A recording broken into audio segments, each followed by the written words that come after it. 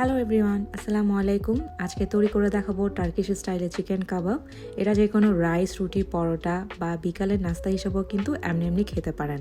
আর এটা বানানো অনেক সহজ, খেতেও কিন্তু ভীষণ মজার। কিভাবে রেসিপিটি তৈরি করছি চলুন দেখে নেওয়া যাক।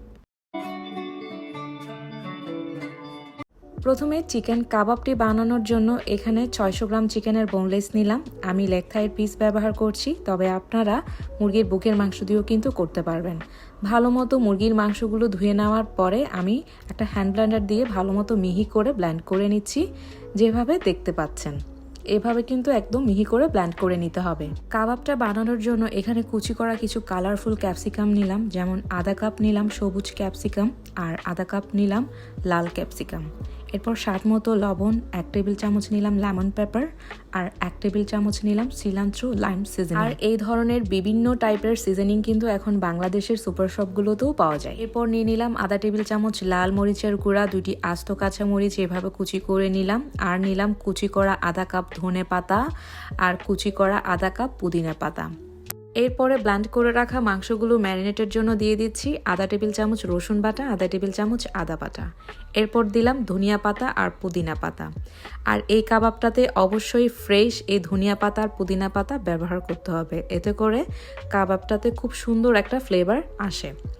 এরপর সমস্ত মশলা যেগুলো তৈরি করে রেখেছিলাম সবটা একসাথে দিয়ে হাতে ভালো করে মেখে নিতে হবে। এভাবে মেখে নেওয়ার পর এখন অ্যাড করছি 3 টেবিল চামচ বাটার।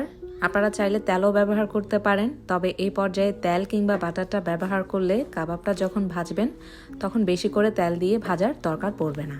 এবার এটাকে আধা ঘন্টার মতো ম্যারিনেট করে রাখবো।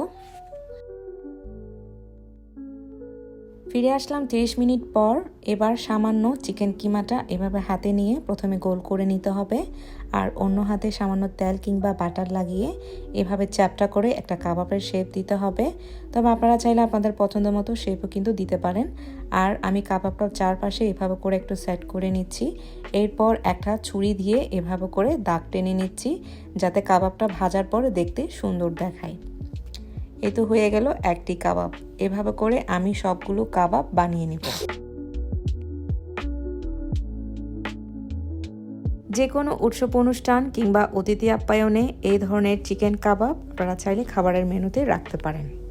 আর এভাবে করে চিকেন কাবাবগুলো আমি বানিয়ে নিলাম। এখানে আমি 4 পিস করে দেখাবো, আর বাকিগুলো আমি জিপলকে করে ডিপ ফ্রিজে রেখে দিয়েছি। এভাবে 2 থেকে 3 মাস চিকেন কাবাবগুলো সংরক্ষণ করতে পারবেন। এখন একটি পাতিলে 1 টেবিল চামচ বাটার দিলাম। এবার তৈরি করে রাখা কাবাবগুলো একটা একটা করে দিয়ে দিতে হবে।